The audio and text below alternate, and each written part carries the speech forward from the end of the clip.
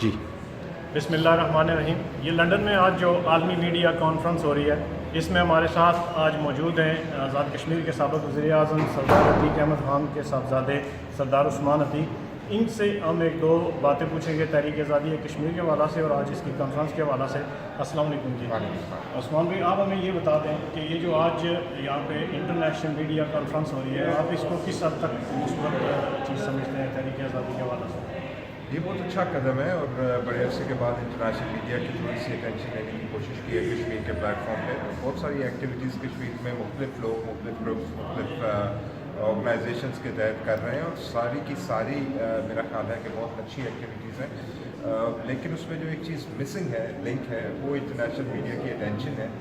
और मेरे ख्याल में कि ये जो वक्त है, टाइमिंग है इसके, ये बड़े इम्पोर्टेंट है। और इसके साथ साथ ये भी बहुत ज़रूरी है कि हम इंटरनेशनल मीडिया की अटेंशन गेन करने के लिए जो काम हम कश्मीर इशू के ऊपर जो ऑर्गेनाइजेशंस कर रही हैं कश्मीरियों के, उन सबको इकट्ठे होकर अपने एजेंडों से पीछे हट के एक राइट ऑफ सेल्फ डिटर्मिनेशन के ऊपर ज़बानी कलामी नहीं बल्कि पूरी यकीन के साथ इकट्ठे होकर एक मुस्बत एफर्ट करने की ज़रूरत है। तो ये बहुत अच्छा कदम है।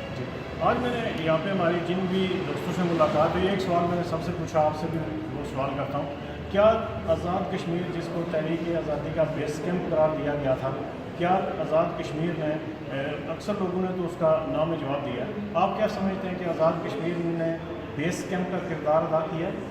देखिए, आज़ाद कश्मीर में बेस कैंप का किरदार अदा करने की बहुत सारी अपनी मुश्किलात हैं, उसके बहुत सारे मामलात हैं। वो कोई इतना सिंपल नहीं है, इतना सीरियस नहीं है।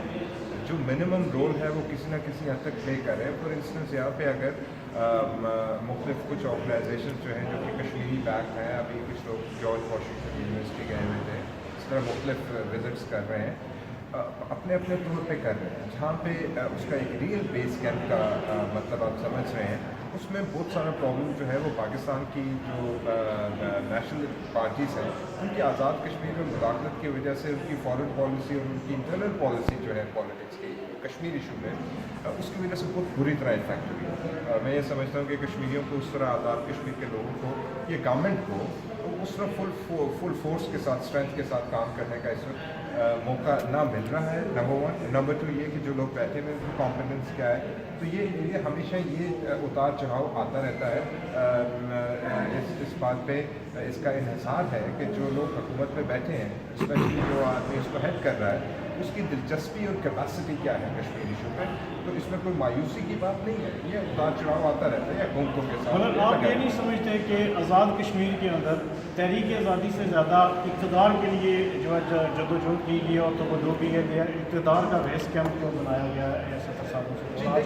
देखिए, ऐसा नहीं है, ऐसा नहीं है। 70 साल कहना बहुत आसान है, ऐसा बिल्कुल भी नहीं है कि 70 सालों से बेस कैंप बनाया गया है। बहुत अच्छी एफर्ट्स हुई हैं इस सारे अरसे में, बहुत ज़बरदस्त एफर्ट्स हुई हैं। फॉर इंस्टेंस ये जो हमारा सीज़ फायर हुआ, जो परवेज़ मुशर्रफ के दौर में गवर्नमेंट ऑफ पाकिस्तान ने करवाया, तो कश्मीरियों का मुतालबा था। 1971 में सरदार कयूम साहब ने, मुजाहिद जबर ने एज ए प्रेसिडेंट उसका इनिशिएटिव दिया था। और उसके बाद उन्होंने OIC में बाकायदा इसकी राब्ता आलम इस्लामी में इसके ऊपर एक रेजोल्यूशन लेके आए थे।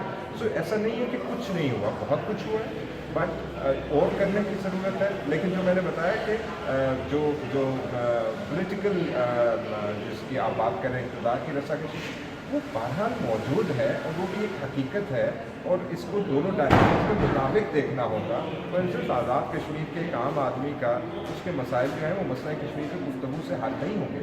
लेकिन ये लीडरशिप का काम है कि वो मसला कश्मीर को सुप्रीम रखे और उस बाकी चीज़ें जो हैं, जो उनके जो रोज़मर्रा के मसाइल हैं, इसी तरह मकबूजा कश्मीर में भी ज़रूरत है। वहाँ पर भी सड़कों की ज़रूरत है, वहाँ पर भी पानी की ज़रूरत है, वहाँ पर भी बिजली की ज़रूरत है, हमें रोज़मर्रा की ज़िंदगी गुजारने की ज़रूरत है। वो ज़रूरियात गवर्नमेंट किसी न किसी तरह वन वे और दी अदर एड्रेस करती है, बिल्कुल उसको वो एक डिफरेंट सब्जेक्ट है।